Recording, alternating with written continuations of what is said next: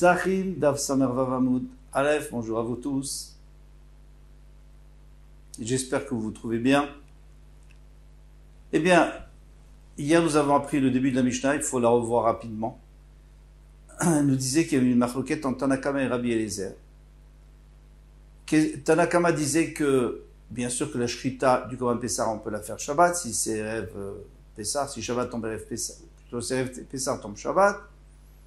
La Zrika, faire sortir des entrailles, les choses qui risquent de le faire pourrir, mais c'est tout. Le reste, alors ce qu'on peut faire avant, il faut faire avant Shabbat, et ce qu'on peut faire après, c'est-à-dire le soir, le faire griller, etc., on le fait le soir, Motzei Shabbat. Viens Rabbi Eliezer, il dit, non.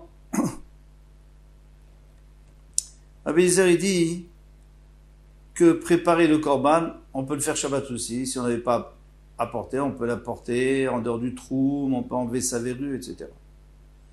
pour le rendre caché. Ça oppose ce Shabbat. Parce que c'est le principe de Rabbi Eliezer que marcher une mitzvah, ce qu'on a besoin pour préparer la mitzvah, on a le droit de faire aussi pendant Shabbat, si cela est nécessaire. Alors, maintenant, et il dit, si déjà la shrita, qui a un issur de la Torah, on l'a permis, pour le Korban Pessah, Kalvachomer, de l'amener en dehors de la porter en dehors du troum, que là, c'est seulement Midera Banane.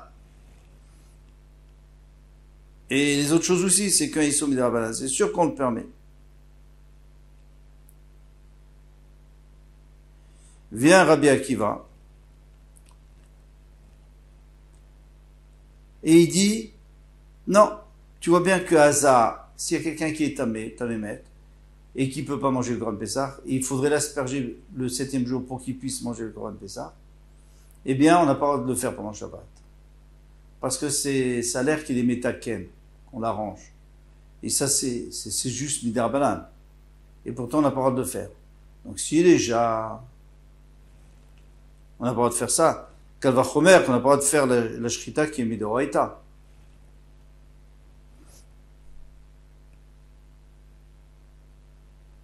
Pardon. Si déjà, ça c'est une mitzvah,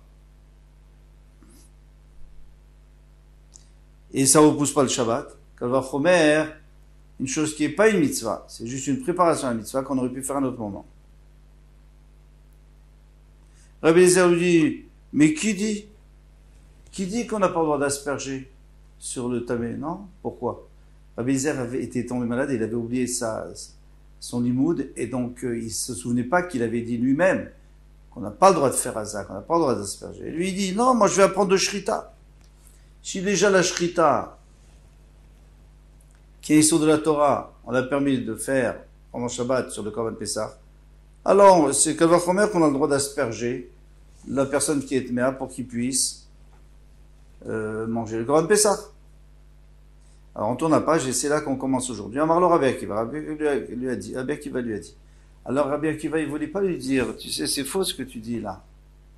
Parce que toi, tu m'as dit toi-même, tu nous as enseigné que Hazak, qu'elle aspergeait le tamé, on n'a pas le droit de le faire pendant Shabbat.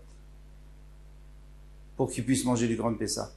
Et maintenant, tu veux dire, si déjà la shrita on a le droit, alors qu'elle va remettre la Hazak. Et toi, tu dis qu'on n'a pas le droit. Alors moi, je vais faire le contraire. Mais il n'a pas voulu lui dire. Ça ne se faisait pas de lui rappeler.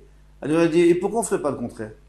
Pourquoi on ne dirait pas, si déjà la Hazak, au chilouf, moi je peux dire le contraire.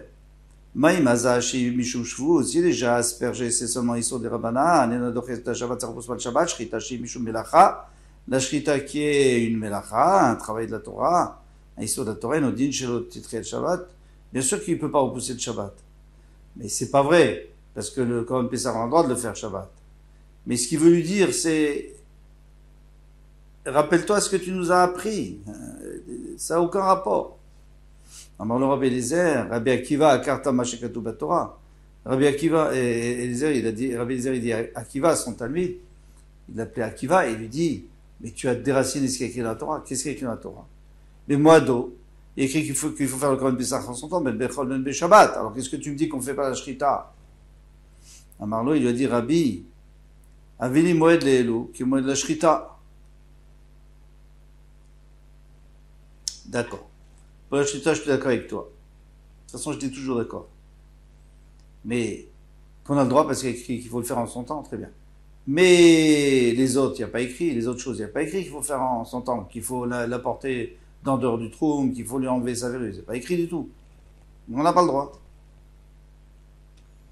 Là, la Rabbi Akiva, donc Rabbi Akiva, il y a une règle, et c'est comme ça la lacha. Comme la chachef sur la sotam Erev Shabbat, tout travaux que tu peux faire Erev Shabbat, et na dochet Shabbat ne repousse pas le Shabbat. Shrita sheyef shar la sotam Erev Shabbat, dochet Shabbat, la shrita qu'on peut pas faire Erev Shabbat, repousse le Shabbat, et Rabbi Eliezer était d'accord avec lui, parce que finalement, il s'est souvenu. Tanu Rabbanan, nous mettons nous enseigner à la Chazunen Mam ibn Betera.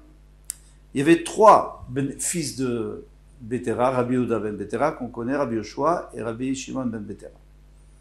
Et donc, c'était les plus grands en Eretz Israël, c'était eux, les Nissim, les princes, ceux qui dirigeaient le Sanhedrin. Eh bien, Pamachat Chalar Basar Yom Shabbat. Une fois, c'est arrivé que Shabbat, c'était Rev Pessah. Shachou velo yadoum Pessah dochet Shabbat imlav. Ils ne savaient pas, ils ont oublié, si le Korban Pessah repoussait Shabbat ou pas. Alors c'est incompréhensible. Personne ne comprend ça. Parce que, eh bien, rappelle-toi la dernière fois que c'est arrivé, ça arrive très souvent. Il y a une probabilité que ça tombe. Au moins une probabilité sur 7. Donc, tous les 7 ans, il faut bien que ça tombe sur Shabbat. Alors, les enfants de Betera, ils avaient un certain âge déjà, donc ils savaient ce qui s'était passé. Alors, il y a plusieurs explications. Les Farshim, chacun veut donner une autre explication. Ce n'est pas évident. Le Meiri, lui, il dit qu'il savait, mais il ne savait pas d'où on apprenait. Il voulait avoir une preuve, et ça, il ne savait pas de quel passouk, d'où on apprenait. Le petit choix, il donne, comme d'habitude, une réponse géniale, c'est incroyable, les réponses du petit choix. Est-ce qu'on a le droit d'apprendre? Le Korban Pessah, on peut le faire, bien sûr, mais est-ce qu'on peut apporter les graisses et les brûler sur le misbéach, ou on attend ce soir? Ça fait partie de la mitzvah. Si on le fait le soir, il n'y a pas de problème. Tant qu'on le fait pendant la nuit, il n'y a pas de problème. Alors ça, c'était une des choses ça c'est ce qu'il voulait savoir. Bon, on a déjà deux pshatim, il y en a d'autres, mais on va pouvoir avancer avec ça. Amrou, kloum yeshadam sheyoda. Alors ils ont posé la question, est-ce qu'il y a quelqu'un qui sait? Les Nessim, les Vetera, im Pessah dochet à Shabbat imlav. Est-ce que le Korban Pessah repousse le Shabbat ou pas? Alors d'après le Meiri, ça veut dire d'où on sait que ça repousse, et d'après le choix, Ekter Chalavim.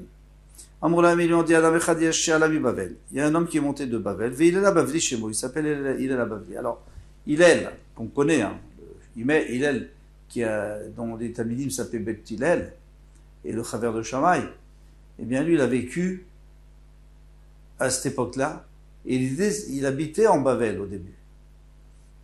Il habitait en Bavel et il est monté en Eretz Israël. On l'appelait Hillel Bavli. Chez Shimesh Tegdolé Ador Shmaya Veftalion. Et lui, il a servi, c'est-à-dire il a appris de Shmaya Veftalion. Or, Shmaya Veftalion habitait en Eretz Israël. Donc, a priori, ça fait longtemps qu'il est en Eretz Israël. On va voir que non.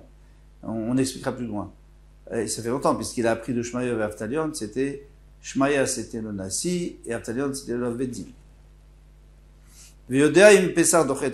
Donc lui il sait, il me lave, sinon, il sait si ça repousse le Shabbat ou pas. Shalchou ve Karoulo, ils l'ont appelé, Amrou, ils l'ont dit, est-ce que tu sais, il m'a Pessah dochet à Shabbat, est-ce que le Korban Pessah repousse le Shabbat ou pas? Marlaem, vechi Pessah echad yashlanu bashana. Est-ce qu'en une année, on a un seul Korban Pessah, si vous voulez, et un seul Korban qui repousse le Shabbat? Chez Dochet à Shabbat, qui repousse le Shabbat, alors Beyoter Mimataim, même beaucoup plus que 200 Psachim. Façon de parler.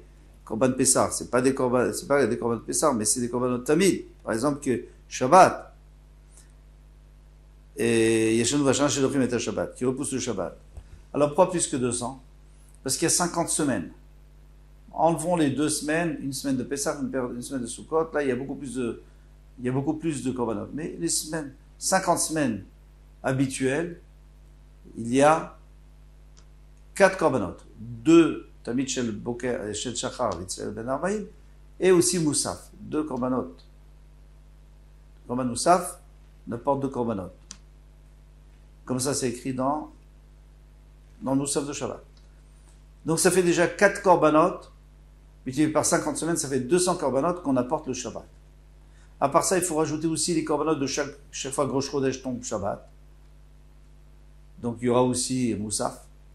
Et il faut penser aux korbanot qu'on apporte à Pessah en plus, et à Sukkot surtout, parce qu'à Sukkot il y a beaucoup de korbanot qu'on apporte, ça dépend au début, à la fin. Ça fait, donc on arrive à proche de 250, c'est sûr. Alors qu'est-ce que vous posez comme question maintenant? Qu'est-ce que vous voulez savoir? Je comprends même pas la question, demande Hillel. Amroulo, ils ont dit, Minayin lecha, d'où tu sais? Amarlem neemar moado Pessah. Il est écrit que Pessah, Moado, il faut le faire en son temps. Neemar moado betamid, et dans le tamid de tous les jours, il faut le faire en son temps, même Shabbat. Ma moado amou betamid dochet à Shabbat, de la même manière que le moed qui du korban tamid repousse le Shabbat.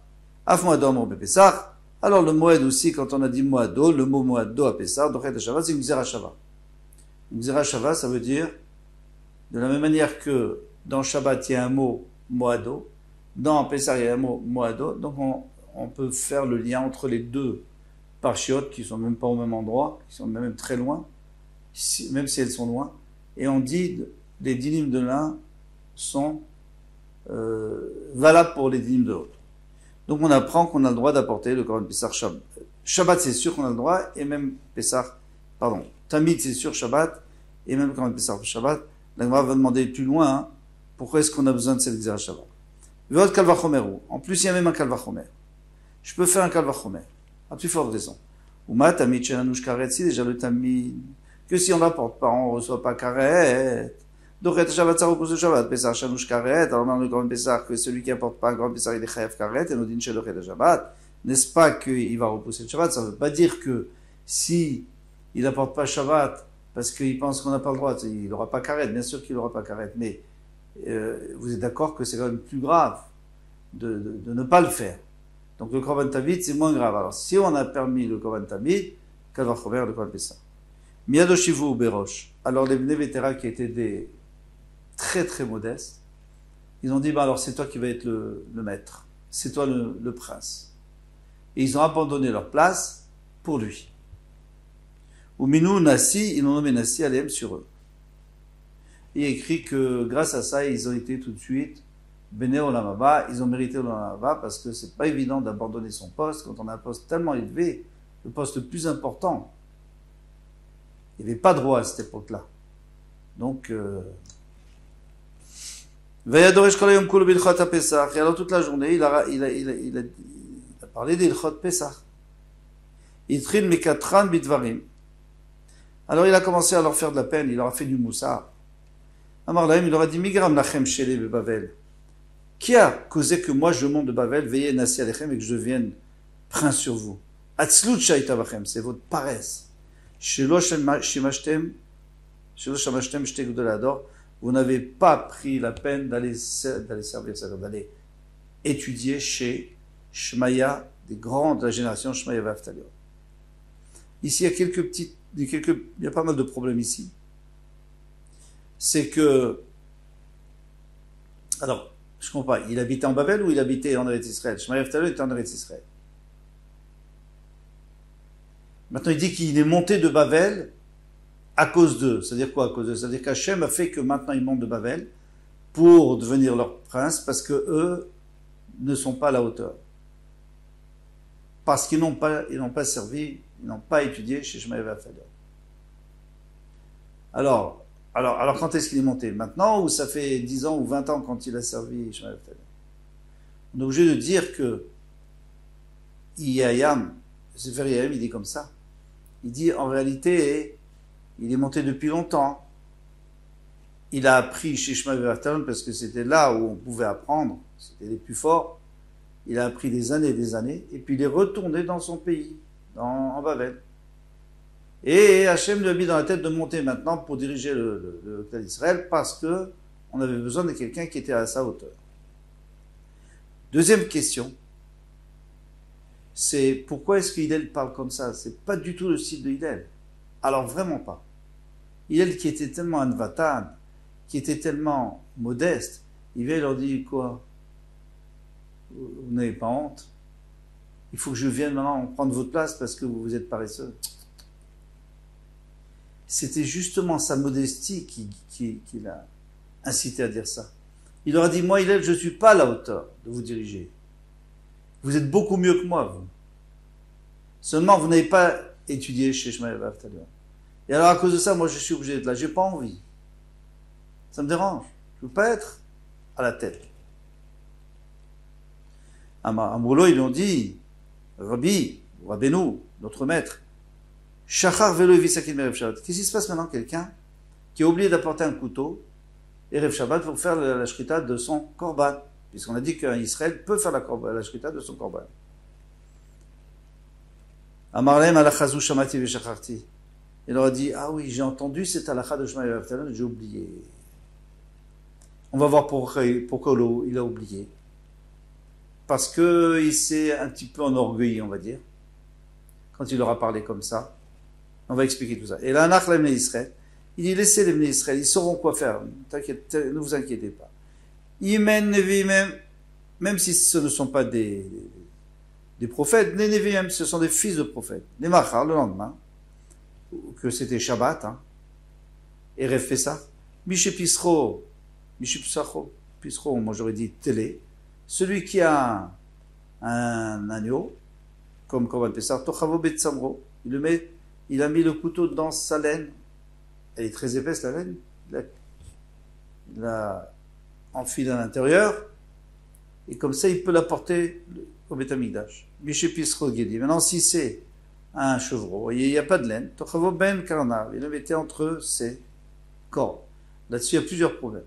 Premier problème, c'est qu'on ne doit pas faire travailler, sans verra plus dans la Gemara, on ne doit pas utiliser quelque chose, un korban kadosh, un kodashim, korban Pessah, on n'a pas dû faire porter quelque chose. Deuxièmement, s'il porte quelque chose et c'est Shabbat, on n'a pas le droit de le faire avancer. Ça s'appelle mechamer. Déjà un peu. Et à part ça, il faut qu'il se repose. L'animal, il doit se reposer. Et il est écrit que comme l'homme doit se reposer Shabbat, lui aussi, il ne doit pas porter. Alors il faut comprendre tout ça. On verra quand la Gemara va aborder le sujet, on répondra. Rama Sevniskar Lacha, quand il a vu ça, il s'est souvenu de la Lacha. Il a dit, Kach Mekubalni, ainsi j'ai appris mipi de la bouche de Shmaï Avtalion, que on fait comme ça. C'est l'animal qui va transporter le couteau. Amar, notre maître nous a dit, Neymar Moado be Pessah. Alors on revient, il y a écrit que Pessah, on fait la Xéra Shabbat. Il y a écrit que Pessah, qui est écrit dans la Torah, il a mis Moado, le mot Moado. Et Neymar Moado Betamid. Ma Moado Amor Betamid, de la même manière que le Moado qui est écrit dans Tamid, Dochet Shabbat, repousse le Shabbat. Af Moado Amor be Pessah, celui qui a été dit à Pessah, Dochet Shabbat, repousse le Shabbat. Betamid Goufé Minalan. D'accord, donc tu vas prendre du Tamid. Mais qui t'a dit que Shabbat, le Tamid, eh bien, on a le droit de le faire. Qui dit des Daché Shabbat, qui repousse Shabbat. Il est ma Mirchouv dire Tiv Bemoado. Si tu me dis, parce que tu apprends du mot Bemoado, c'est-à-dire Bemoado, c'est-à-dire en sentence. C'est-à-dire que si sentence le Shabbat, tu es obligé de le faire. Alors Pesach Nami active Bemoado. Donc le Pesach aussi, il écrit Bemoado. Alors pourquoi tu as besoin d'utiliser la Xéra Shabbat pour apprendre Pesach de Tamid? Mais ils ont tous les deux le même enseignement, chacun, puisqu'il écrit Moado. Donc c'est sûr que c'est pas de Moado qu'on apprend. Et la Moado, l'Omashmale. Moado, ça sous-entend pas, parce que Moado, ça peut vouloir dire qu'en semaine, il faut le faire tous les jours. Mais pas Shabbat. Donc on a besoin de la Xéra Shabbat. Achinami, Moado, l'Omashmale. Alors dans ce cas-là, Moado, eh bien soit dans Tamid, soit dans Korban Pessah. Et ça sert à rien. C'est pas ça qui nous apprend, c'est pas le mot Moado. C'est quoi? C'est Xéra Shabbat. Et la marquera Olat Shabbat Beshabbato. Donc pour le Korban Tamid, on apprend d'autres pas, parce qu'il est écrit Olat Shabbat Beshabbato. Il faut faire la Olat de Shabbat à Shabbat, à l'Olat Tamid. Alors le Korban Moussaf, ça c'est sûr qu'on le fait Shabbat, parce que c'est un Korban qui vient spécialement pour Shabbat. Et ça on le fait à l'Olat Tamid, en plus que l'Olat Tamid. C'est-à-dire qu'on a aussi fait le Tamid pendant Shabbat. Miklal, des Tamid Karva Shabbat. D'ici, j'apprends que le Tamid doit être rapproché Shabbat. Et d'ici, j'apprends, puisqu'il y a écrit Moado, et Moado dans le Korban Pessah, donc on fait une Xera Shava, on donne les mêmes dînes qu'on le fait aussi Shabbat. Amarma. Donc, nous a dit, votre Kalvachomer. Uma Tamid Shen Anush Karet Dochet Shabbat. Alors maintenant, il a rajouté un Kalvachomer. Il a dit, si déjà le Korban Tamid, où il n'y a pas de Chiyuv Karet, si on ne l'apporte pas, on n'est pas Chiyuv Karet. Dochet le Shabbat, ça pousse le Shabbat. Pesach Shanush Karet Eno Din Shedochet Shabbat. N'est-ce pas, à plus forte raison que le Korban Pessah repousse le Shabbat, bien sûr. Il dit, moi je peux objecter. Malé Tamid Sheken Tadir. Le Tamid, c'est normal qu'il repousse le Shabbat, parce que tu le fais tous les jours, alors tu ne vas pas te sauter un jour, tandis que le Pessah, tu le fais une fois par an, ça va. Tu peux peut-être le déplacer. Vekalil, il y a aussi quelque chose de supérieur pour le Korban Tamid, que c'est tout pour Hachem. Tandis que le Korban Pessah, c'est pour nous, c'est pour le manger, donc c'est moins kadosh. Alors, qui dit que ça repousse le Shabbat? Alors, l'Agma répond. Donc, Kalvachomer Amarlu Beresha. Tu as raison, le Kalvachomer, il n'est pas très bon. Il avait dit le Kalvachomer, ou Parchoua, et on lui a démonté son Kalvachomer avec ce qu'on vient de dire. Et Vadar Amarlu Xera Shava. Alors, il a dit, bon, il y a une Xera Shava, et puis c'est terminé, il n'y a plus de questions, parce qu'une Xera Shava, on ne peut pas poser de questions sur une Xera Shava. Puisqu'ici, il y a écrit un mot, ici, il y a écrit un mot, la Torah l'a fait exprès pour que tu saches. Tu l'as appris de tes rabbanim, et c'est tout.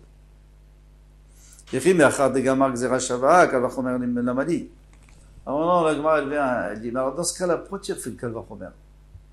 Même admettons qu'il avait marché. Bon, il ne marche pas. Mais admettons qu'il marchait, ce Kalvachomer. Quel intérêt d'apporter un Kalvachomer quand tu as une Xera Shava? Parce qu'encore une fois, un Kalvachomer, tu peux le démonter. Une Xera Shava, tu ne peux pas la démonter. Tu l'as reçu de ses maîtres, et les maîtres, ils l'ont reçu de Moshe Rabbeinu, c'est fini. La Xera Shava, personne ne peut la démonter. Et là, les Didou Kamarleo. En vérité, il n'a pas besoin du Kalvachomer, il a appris la Xera Shava de son maître, de ses maîtres.